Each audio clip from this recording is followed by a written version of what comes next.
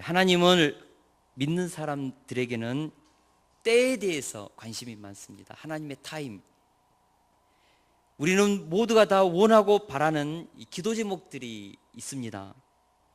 자녀 문제 앞에서, 또 경제 문제 앞에서, 인간관계 속에서, 특별히 풀리지 않는 인생의 숙제 앞에서 우리는 내 삶의 문제가 하루빨리 해결되기를 바라는 마음으로 발을 동동거리면서 하나님 앞에 기도하는 것입니다.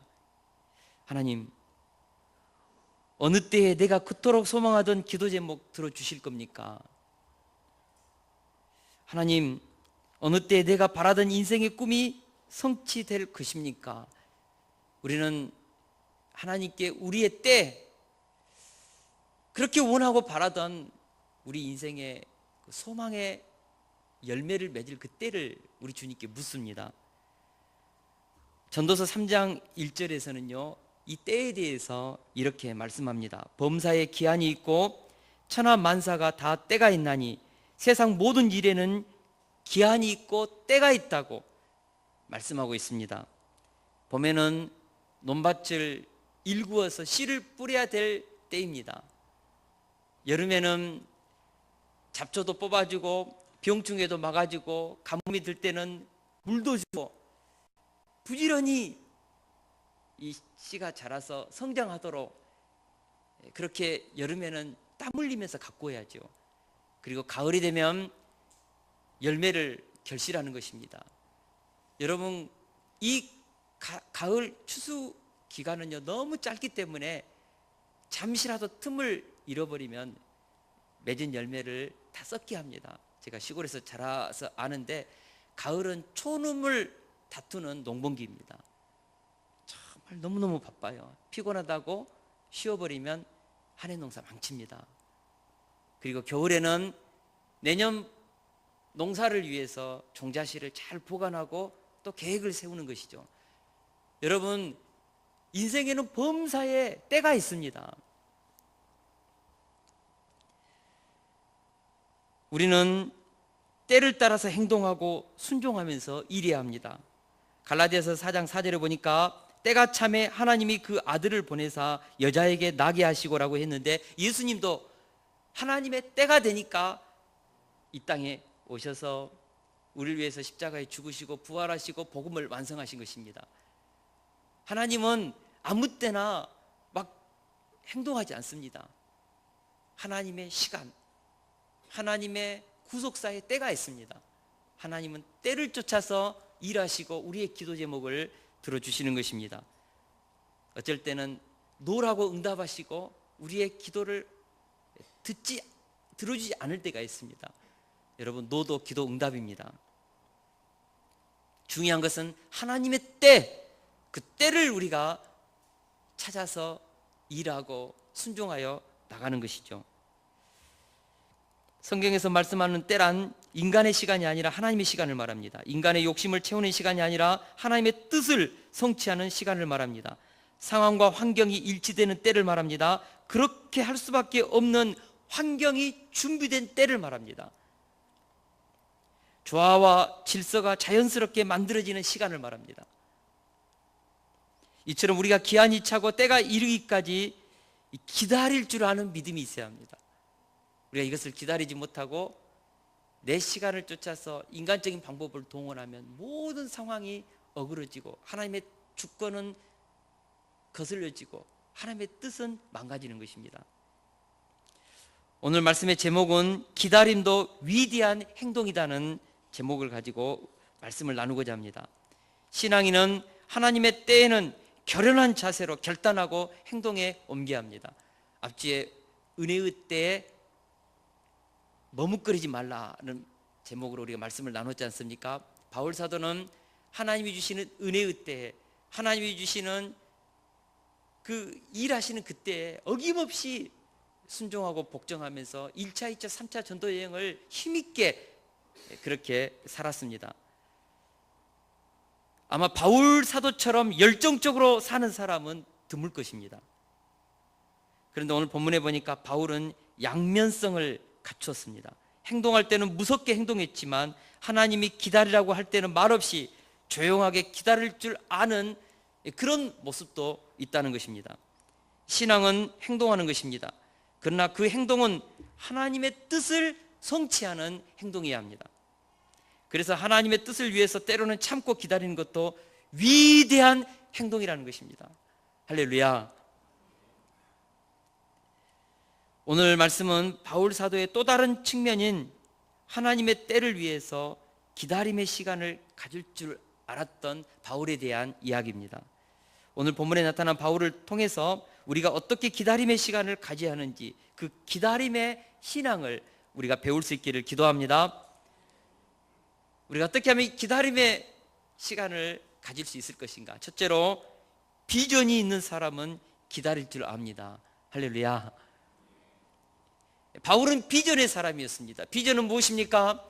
하나님이 우리에게 보여주시는 인생의 그림입니다. 하나님이 우리에게 주시는 인생의 사명입니다. 보통 꿈은 사람의 욕심으로부터 나오죠. 비전은 하나님이 보여주시는 것입니다. 바울은 하나님이 보여주시는 삶의 그림, 미래의 그림이 있었습니다. 그것이 무엇입니까? 이 사람은 내 이름을 이방인과 임금들과 이스라엘 자손들에게 전하기 위하여 택한 나의 그릇이라. 그가 내 이름을 위하여 얼마나 고난을 받아야 할 것을 내가 그에게 보이리라. 바울은 이방 선교를 위해서 하나님이 특별히 택하신 그릇이었습니다. 바울은 이 사명을 위해 일평생 간직하고 이 사명을 위해서 투신했던 분입니다.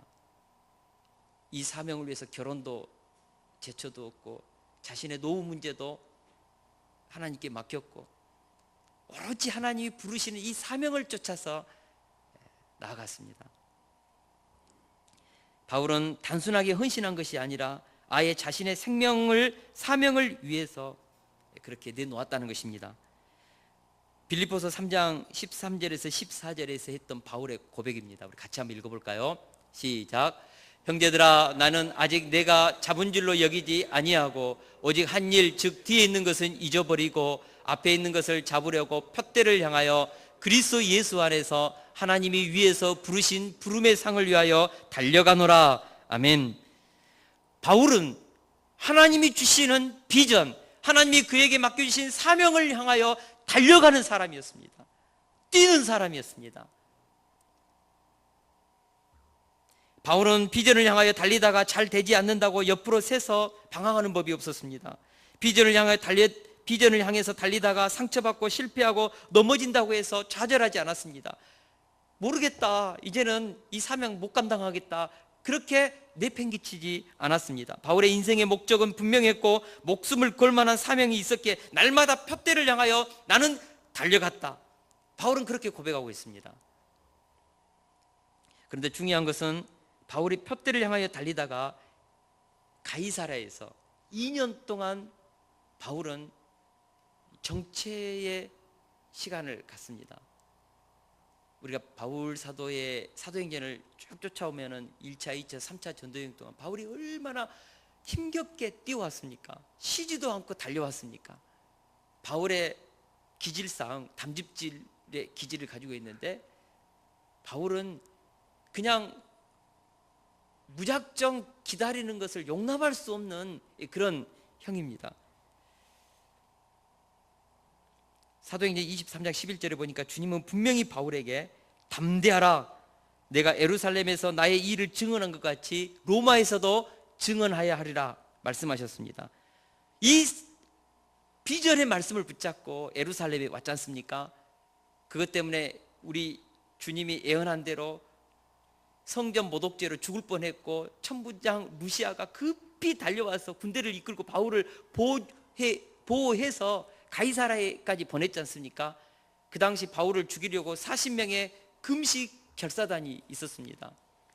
바울은 하나님 주시는 비전을 가지고 예루살렘에 왔고 지금 가이사랴의 구류 상태에 있습니다. 근데 벨릭스 총독이 바울의 죄가 없음을 알면서도 2년 동안이나 붙잡아 두었습니다. 생각해 보십시오. 1년이 지나고 1년 6개월이 지나고 2년이 지나가는 그 기간 동안 바울은 아무것도 할 수 없었습니다.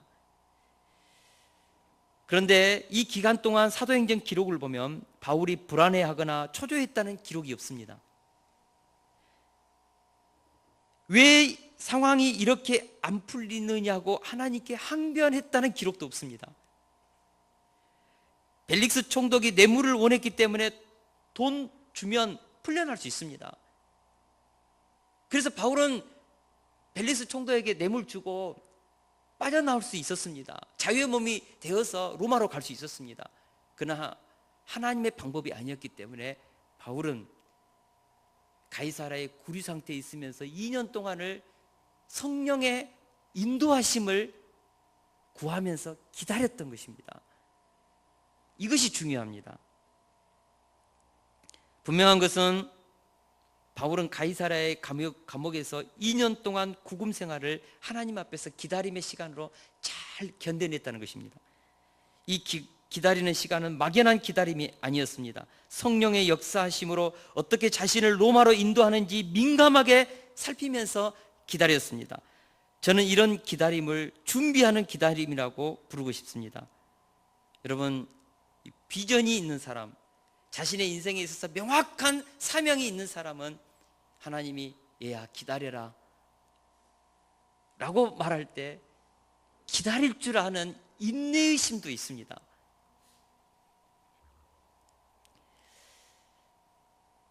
하나님이 주신 비전이 있는 사람, 설령 지금 당장 축복의 문이 열리지 않아도 비전이 있는 사람은요, 그래, 하나님이 무슨 뜻이 있겠지, 틀림없이 하나님이 앞으로 합력하여 선을 이룰 좋은 계획을 가지고 있을 거야, 그러면서 믿음으로 기다리는 것입니다. 비전이 있는 사람은 결코 인간적인 술수를 동원하여서 문제를 해결하지 않습니다. 사도행전 1장 6절에 보면 승천을 앞두고 있는 예수님께서, 제자들이 예수님께 질문합니다. 주께서 이스라엘 나라를 회복하심이 이때니까? 그러자 예수님께서 응답하셨습니다. 때와 시기는 아버지께서 자기 권한에 두셨으니 너희가 알 바가 아니다. 오직 성령이 너희에게 임하시면 너희가 권능을 받고 예루살렘과 온 유대와 사마리아와 땅끝까지 이르러 내 증인이 되리라 말씀하셨습니다. 때와 기한은 너희가 알 바가 아니다. 이 무슨 뜻일까요? 때와 기한은 하나님의 주권에 두었다는 것입니다. 다시 말해서 우리 인생의 때를 정하시고 인도하시는 하나님의 주권이 있다는 것입니다. 그래서 때와 시기는 하나님께 맡기고 믿음의 사람은 오직 하나님이 내게 주신 사명을 오늘 하루 충성되게 감당하는 것입니다. 때와 시기를 기다리지 못하는 한 예가 있습니다. 아브라함이 하나님께 큰 민족을 이루겠다는, 자녀를 주겠다는 약속을 받았습니다. 10년이 지나도 안 주는 거예요. 그래서 아브라함이 하나님께 따졌습니다. 내 종 엘리에셀 아들을 내 상속자로 삼겠습니다. 하나님 알아서 하십시오. 그때 하나님께서 아브라함아, 내가 반드시 준다. 하늘의 별을 봐라. 한번 해하를 봐라. 내가 준다. 아멘. 근데 또 하나님 또 안 주시는 거예요. 그래서 이번에는 사라의 여종 하갈을 취하여서 이스마엘을 낳아버렸습니다. 인간적인 방법으로 그는 자신이 원하는 소망을 이루었습니다. 근데 하나님께서 13년 동안요 아브라함에게 나타나지 않습니다. 그리고 99세 때요 하나님께서 아브라함에게 나타나셨습니다. 여러분, 우리가 하나님을 믿지 못하고 인간적인 방법으로 막 일하잖아요. 그러면 하나님도 삐지십니다. 13년 동안 말도 안 하십니다. 99세 때 나타나셔서 좀 짓궂은 요구를 하셨습니다. 바로 그것이 아브라함아 할례를 해라 그랬습니다. 할례가 무엇입니까? 아브라함의 능력으로, 아브라함의 힘으로 자식을 낳았던 그거 잘라라. 신약에서는 할례를 세례라고 합니다. 세례란 무엇입니까? 자기 부인입니다. 할례는 아브라함의 힘으로 할 수 있었던 것을 잘라내는 것입니다. 그렇게 해서 약속을 붙잡아라. 네 살에 하나님의 약속을 새겨라. 하나님은 반드시 약속한 거 지킨다. 아브라함아, 바로 그 말씀입니다. 그리고 100세 때 줬지 않습니까? 불순종을 통하여서 아브라함이 낳았던 이스마엘이 오늘 중동의 아랍 계열이지 않습니까? 오늘 이 세계를 이렇게 힘들게 하는 불순종의 이스마엘의 후예들이 불순종의 열매입니다. 여러분, 우리가 하나님이 주시는 약속을 기다리지 못하고 내 힘으로 인간적인 방법으로 하나님 문제를 풀어버리면 복잡한 문제가 발생합니다. 하나님의 주권이 훼손당합니다. 하나님의 뜻이 망가집니다. 우리는 하나님의 때를 기다릴 수 있는 믿음이 있어야 합니다. 할렐루야. 하나님이 주신 비전이 명확하지 않으면 하나님의 때와 시기를 기다리지 못합니다. 하나님의 주권을 신뢰하지 못하면 인간적인 술수를 쓰게 되고 인간적인 방법을 동원하게 됩니다. 분명한 비전이 있어야 합니다. 내가 붙들어야 할 사명이 확고해야 합니다. 불확실한 시간을 기다릴 줄 아는 인내심은 확고한 사명에서 나옵니다. 확고한 부르심이 있는 사람만이 불확실한 상황 속에서도 기다리는 것입니다. 하나님 언제입니까? 라고 물었지만은 하나님이 하실 때까지, 축복의 문을 열어주실 때까지 무릎을 꿇고 기다리는 것입니다. 제가 30대를 보내면서 하나님께 기도했던 한 가지가 있습니다. 그것은 40대에 하나님께 쓰임받기 전에는 오로지 준비하자는 것입니다. 남들이 무슨 말을 하든지 나는 나의 길을 가자고 30대 때 결심했습니다. 이렇게 생각하니까 마음이 무지 편해졌습니다. 대학 친구들이 아파트를 사든 돈을 잘 벌어 고급 승용차를 몰고 다니든지, 나의 신대원 동기들이 전인 전도사로 나가고 부교육자로 좋은 교회에서 멋지게 사역하든지 나는 공부를 했습니다. 비록 보잘것없고 형편은 열악했지만 1톤 고물 트럭을 몰고 다니면서 장사를 했습니다. 한 달 60만 원의 생활비로 온 가족이 6년 동안을 버티면서 매일 아침 9시에 학교 가서 11시에 돌아왔습니다. 지금도 기억해요. 그 트럭 몰고 다니면서 영어 단어 외우고, 제가 그렇게 영어를 썩 잘하지 못했거든요. 그러면서 공부했습니다.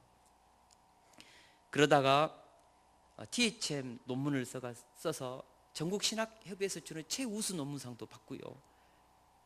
그래서 박사과정에도 입학하고 정말 준비하는 시간을 가졌습니다. 열매도 있었습니다. 하나님이 먹이시고 입히시고 채우신 것도 경험했습니다.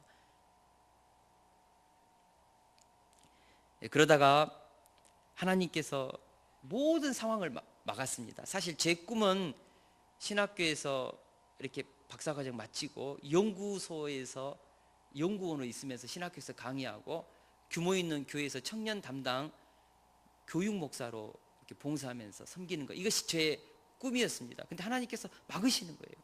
더 이상 공부할 돈도 없지요. 그래서 결국 그렇게 그냥 그런 상황 속에서 어쩔 줄 모르고 있을 때 동강교회에서 청년 담당 목사로 와달라는 콜을 받았습니다. 아멘. 그때는 뭐 선택의 여지가 없었습니다. 그래서 저는 공부를 중단하고 목회 길로 들어섰습니다. 6년 동안 목회하면서 때가 되니까 동강교회에서 50주년 희년 기념교회로 또 저를 콜했습니다. 그래서 하나님의 은혜로 교회를, 세숫교회를 개척했습니다. 지금 돌아보면 그런 것 같아요. 하나님께서 저를 세숫교회를 개척하는 목회자로 뜻두시고 인도했다고 저는 믿습니다.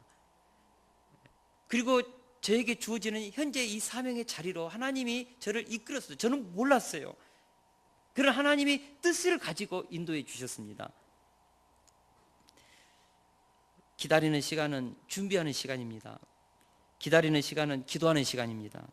기다리는 시간은 성장하는 시간입니다. 기다리는 시간은 하나님의 뜻을 더 깊이 있게 헤아리는 시간입니다. 그래서 믿음의 사람들에게 기다리는 시간은 노는 시간이 아니라 오히려 더 열심히 행동하는 시간입니다. 우리는 그렇게 생각합니다. 나에게 어떤 직분과 위치가 주어졌을 때 결단하고 행동하리라. 나에게 시간이 주어지고 능력이 생기면 열심히 봉사하고 살리라. 그렇게 다짐합니다. 그러나 비전의 사람은 기다리는 시간에 더 성실히, 더 착실하게, 더 열심히 노력하는 것입니다. 제가 항상 마음속에 염두에 두는 말이 있습니다. Here and now, 여기에서, 지금. 비록 초라하지만 이 자리에서 최선을 다하는가? 남들이 알아주지 않지만 내가 서 있는 자리에서 최선을 다하는가? 이것이 비전을 가진 사람, 하나님의 부르심을 받은 사람들의 삶의 태도입니다. 할렐루야. 여러분, 남들이 알아주든 못 알아주든 하나님이 나를 부르시는 그 작은 자리에서 최선을 다해서 하나님을 섬겨보십시오. 하나님이 기가 막힌 방법으로 우리에게 축복의 문을 준비하시고 때가 되면 여십니다.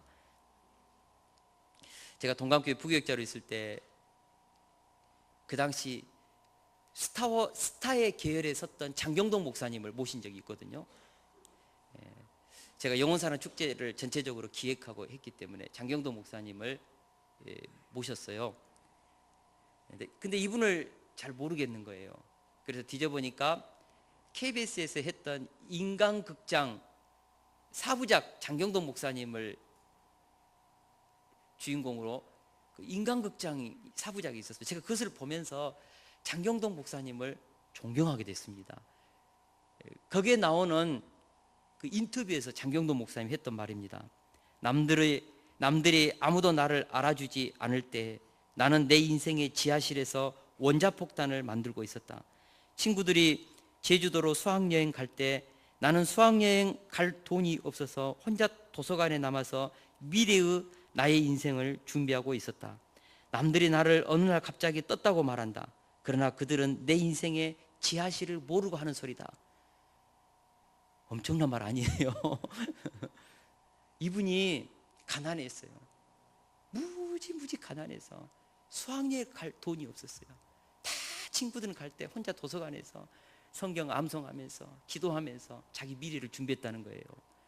그 인간극장에 보니까요, 자기 개인 도서관을 오픈을 했는데 도서가 2만 권입니다. 제가 약 한 3천 권 넘게 책을 가지고 있거든요. 2만 권의 도서를 가지고 있는 목회자들 드뭅니다. 한국교회 목회자들 중에 많은 사람들이 장경동 목사님에 대해서 함부로 말합니다. 저는 그분을 볼 때 그것을 본 이후로 그분을 존경했어요.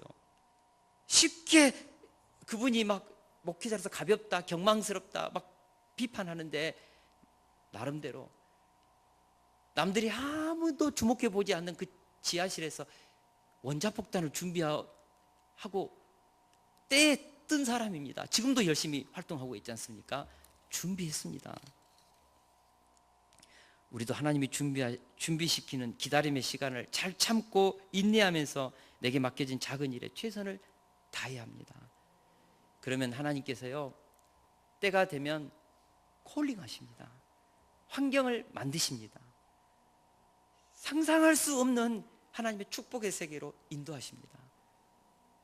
중요한 것은 기다림의 시간에 Here and now 내게 서 있는 그 위치에서 하나님이 보시기에 성실히 최선을 다해서 하나님의 앞에서 준비하는 것입니다. 그러면 하나님께서 쓰십니다. 위대하게 쓰십니다. 둘째, 기다리는 사람은 성령님이 행동하시는 시간에는 결단할 줄도 아는 것입니다. 사도행전 25장 1절에 보면 베스도 총독이 새롭게 부임했다고 기록하고 있습니다.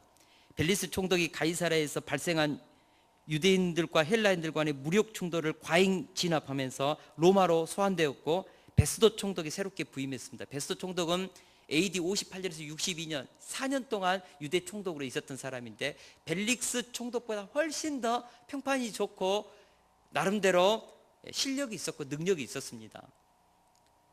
이 베스도 총독이 부임하자마자 2년 동안 미결 상태로 있었던 이 바울의 재판 문제를 해결하고자 급히 움직였습니다.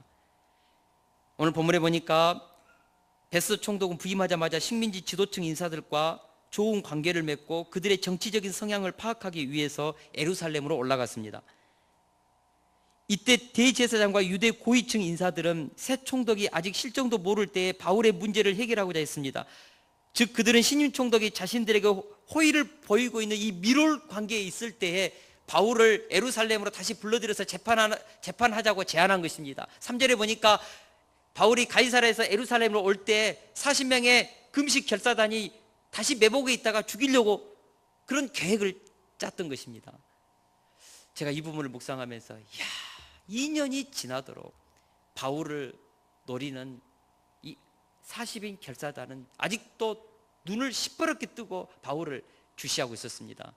저는 마귀가 그렇다고 봅니다. 여러분, 마귀는요 한숨도 쉬지 않고 우리를 주목해 보면서 우리의 틈을 보는 것입니다.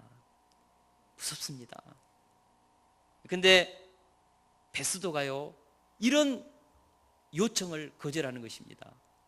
뇌물 받은 것이 아닙니다. 그럼에도 불구하고 예루살렘에서 재판받는 이것을 거부하고 너희들이 가이사랴로 와라, 거기서 우리가 신문하자, 그렇게 말하는 것이죠. 저는 여기에서 바울 사도를 지키고 계시는 하나님의 은밀한 손을 느끼는 것입니다. 베스도 총독이 암살하고자 하는 그들의 음모를 알았을까요? 몰랐어요.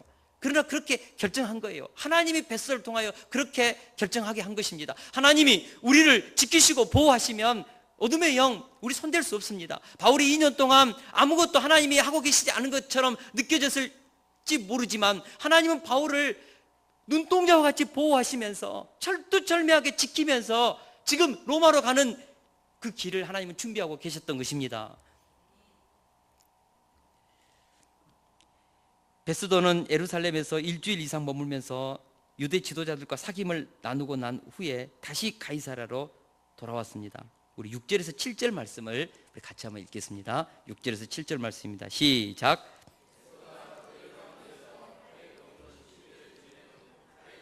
내려가서 이튿날 재판자리에 앉고 바울을 데려오라 명하니 그가 나오매 예루살렘에서 내려온 유대인들이 둘러서서 여러 가지 중대한 사건으로 고발하되 능히 증거를 대지 못한지라. 아멘. 베스도 총독은 가이사랴에 도착하자마자 다음날 즉시로 재판을 열어 바울을 소환했습니다.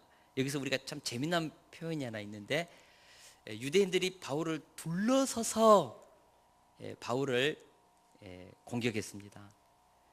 바울을 한 사람을 가운데 세우고 삥 둘러서서 바울의 잘못한 죄를, 성전 모독죄를, 로마의 가이사랴를 모독했다고 온갖 거짓된 증거들을 막 들이대면서 바울을 공격했습니다. 삥 둘러서서요.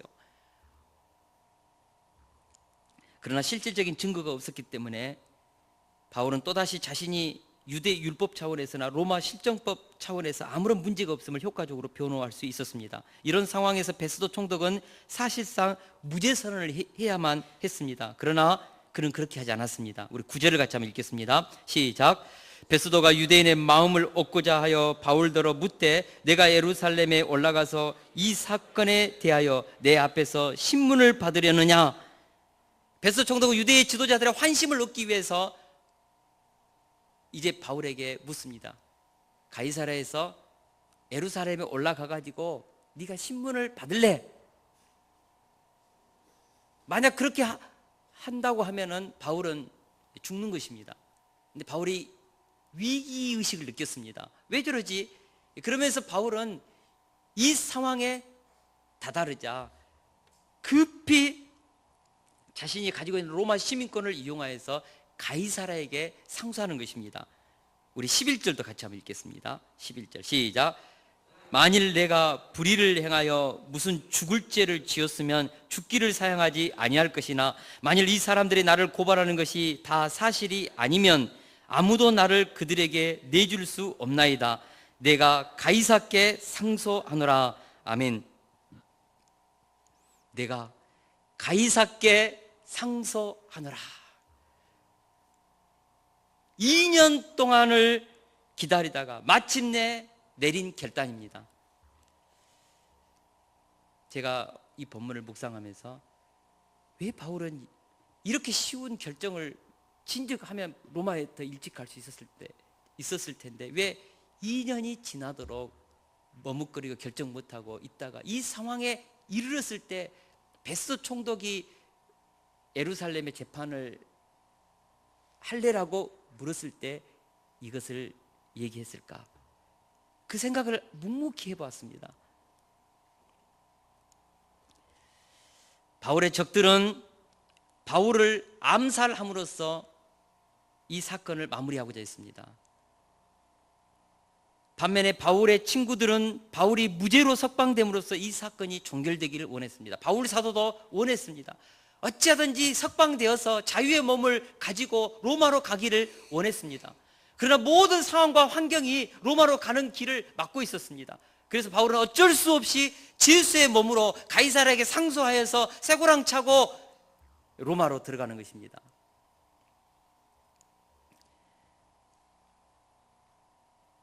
바로 이 방법은 바울이 전혀 생각하지 않았던 방법이었습니다. 바울의 주변에 있는 모든 친구들도, 동역자들도, 그 당시 교회 성도들도 바울을 위해서 기도할 때, 하나님, 우리 바울 사도님 어찌하든지 석방되어서 자유의 몸으로 로마로 갈 수 있도록 해주옵소서 막 열심히 기도했을 것입니다. 그러나 하나님은 그렇게 응답하지 않았다는 사실입니다. 죄수의 몸으로 쇠고랑 차고 로마 군인들의 보호를 받으면서 로마로 입성하게 했습니다. 이것에 대해서 제가 존경하는 구약학 강성열 교수님께서 이런 표현을 했습니다. 하나님은, 이런 하나님을 우리의 뒤통수를 치시는 하나님이라고 표현했습니다. 여러분 좀 이렇게 감이 옵니까? 우리의 뒤통수를 치시는 하나님.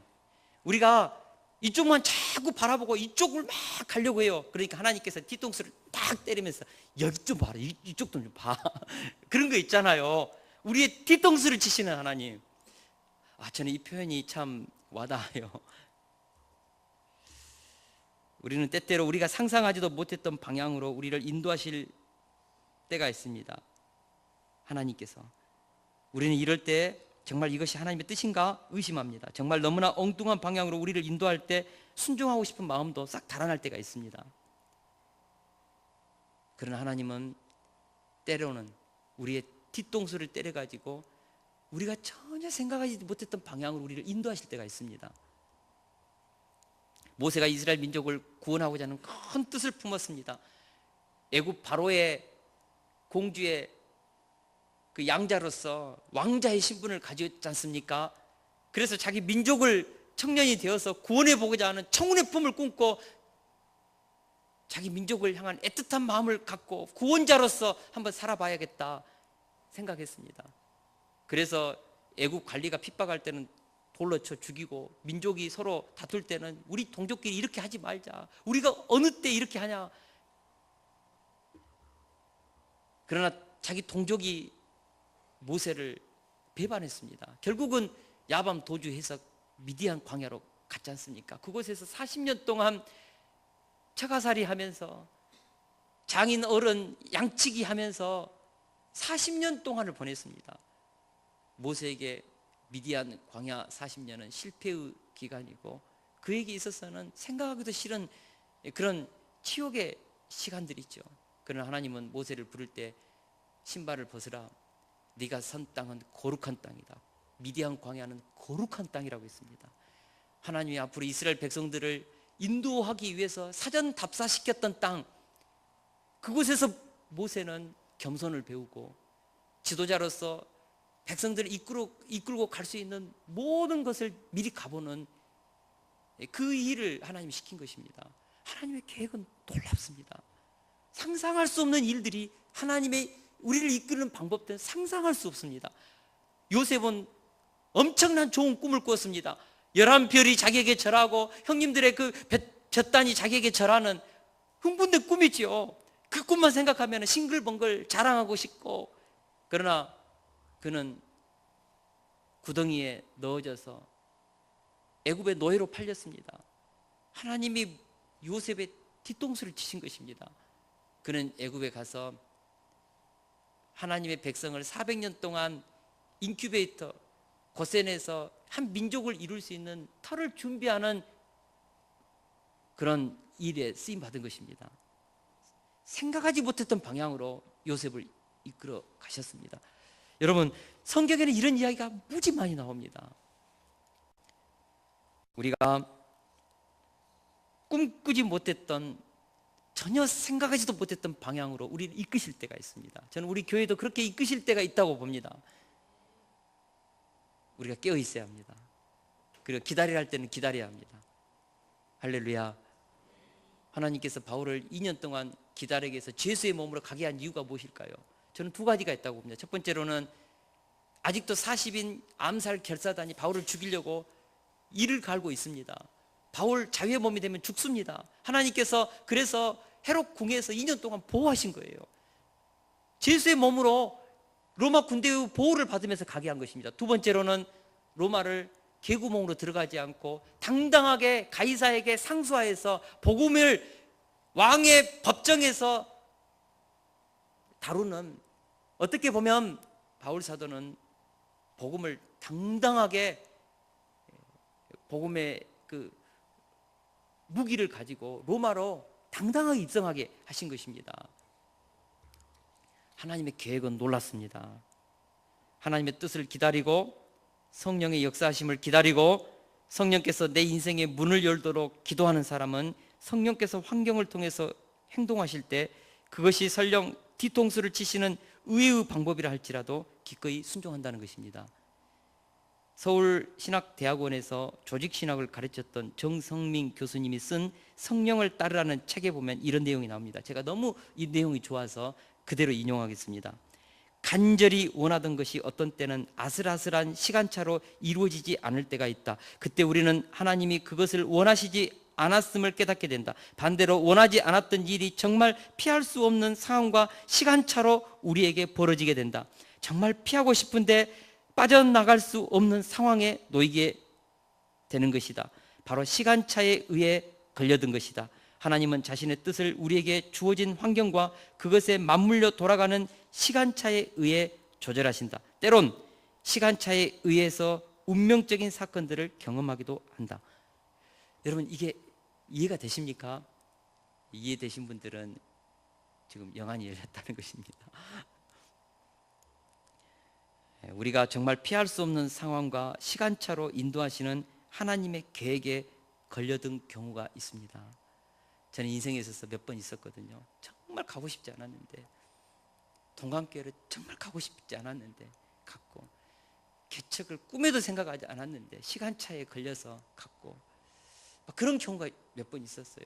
경주로 갈 때도 정말 1점 차이로 떨어지고, 그래서 1년 재수했다가 친구 따라서 경주, 물론 비전도 있었지만은 강주가 너무 싫어서 경주 갔는데, 저는 그곳에서 하나님 만나고 아내 만나고 다시 10년 만에 광주로 왔거든요. 그 당시 강주에 못된 친구들이 있었어요. 근데 하나님이 다 정리하시고 저는 경주에서 하나님 만났습니다. 이해되지 않는 사건들이 우리 인생 가운데 있습니다. 이해되지 않는 시간, 그런 사건들이 있다니까요.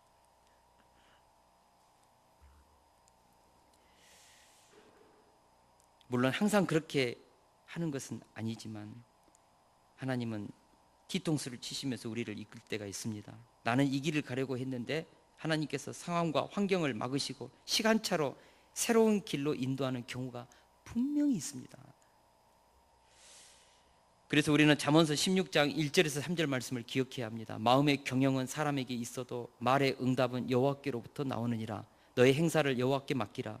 그리하면 내가 경영하는 것이 이루어지리라. 우리 인생의 생사화복의 주인은 하나님이십니다.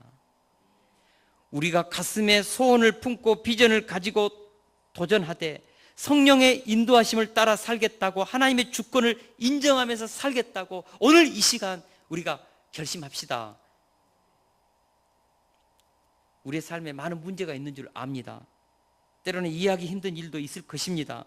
때로는 기도했는데 도무지 해결의 기미도 보이지 않을 때도 있을 것입니다. 그럴지라도 때와 기한은 하나님께 맡기고 하루하루 최선을 다해 하나님의 이름과 그 영광을 위해 살자는 것입니다.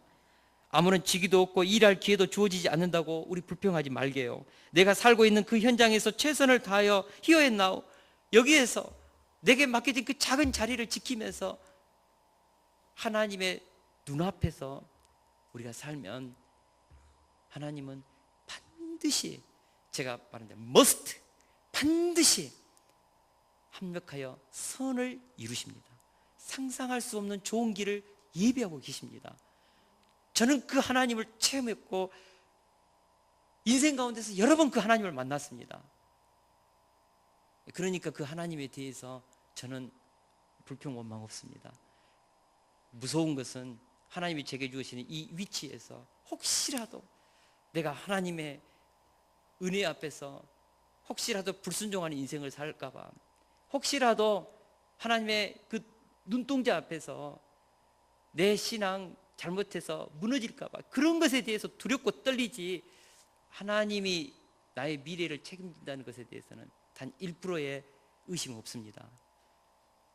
제 믿음이 여기까지 자랐습니다. 진짜예요. 여기까지 자랐어요. 여러분, 우리 하나님께 우리의 미래를 맡기면서 Here and Now, 지금 우리를 부르시는 이 부르심의 작은 자리에서 성실하게 최선을 다해서 바울 사도와 같이 기다려갈 때는 기다리고, 성령께서 사인을 주면 하나님 이거 얼토당토 안 해요. 나 몰라요. 그러지 않고 순종하고, 그렇게 가면 하나님이, 기적의 하나님이 합력하여 선을 만들어내시는 그 위대하신 하나님이 우리의 인생길을 베스트로 인도하시고 우리를 들어서 기적의 인생으로, 하나님의 영광의 통로로, 복의 통로로, 생명을 살리는 구원의 통로로 저는 우리를 쓰실 줄 믿습니다. 이 찬양하면서 우리 같이 기도하는 시간 갖겠습니다.